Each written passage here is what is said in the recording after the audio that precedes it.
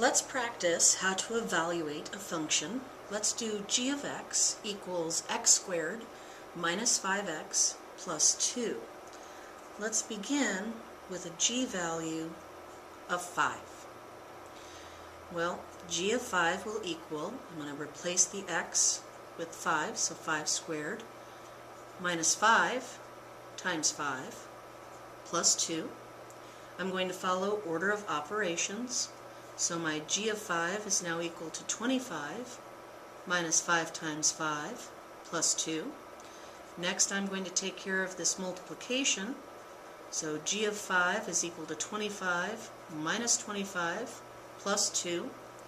I now have to decide whether I should subtract or add first. I should subtract because it's on the left. So g of 5 is equal to 0 plus 2. So the g of 5 is 2. In other words, when I plug in 5 for this function, 2 is my output. You could think of it as the y value. Let's try that again. Use this same function, but this time let's plug in a negative number. What if we do g of negative 2? So now we're going to have negative 2 squared minus 5 times negative 2 plus 2. Well, remember, when you square a negative times a negative is a positive. Good. So the g of negative 2 will be positive 4 minus 5 times negative 2 plus 2. I need to take care of this part of the multiplication next. I like to think of this as a negative 5 being multiplied by a negative 2. So now the g of negative 2 will equal, the 4 stays the same. A negative times a negative is a positive 10 plus 2. I should work from left to right. So g of negative 2 is equal to 14 plus 2. So finally, the g of negative 2 is equal to 16. So again, this means I plugged in negative 2 for my x. 16 was my output, which I can think of as the y value. Now let's try a different function.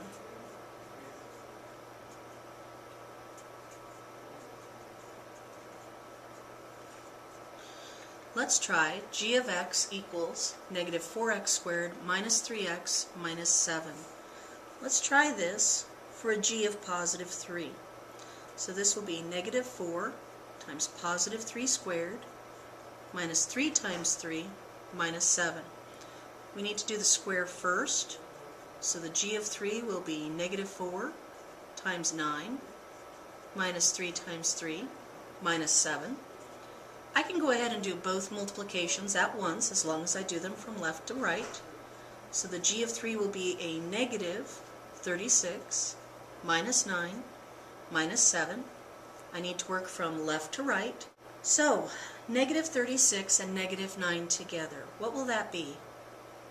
This is like saying you owe someone $36 and you owe them $9, so altogether you owe them $45. Bring down that minus 7.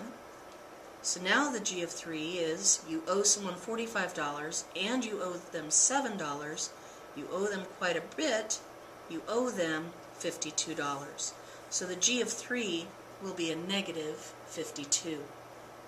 Let's try that one more time with a different value.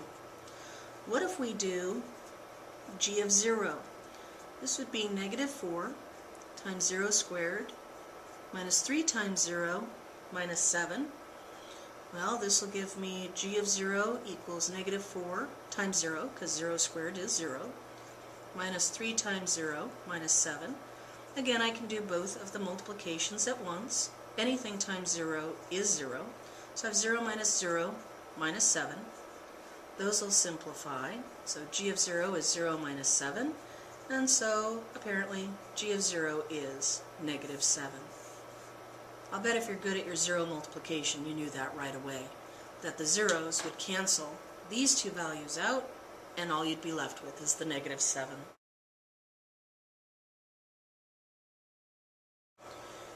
Now that we've practiced, I want you to try these two problems. Be sure you show all your work, and you must turn them in before you leave. I will be grading these.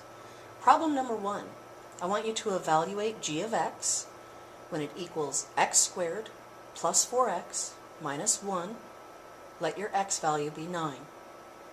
For your second problem, notice I changed the letter in the notation.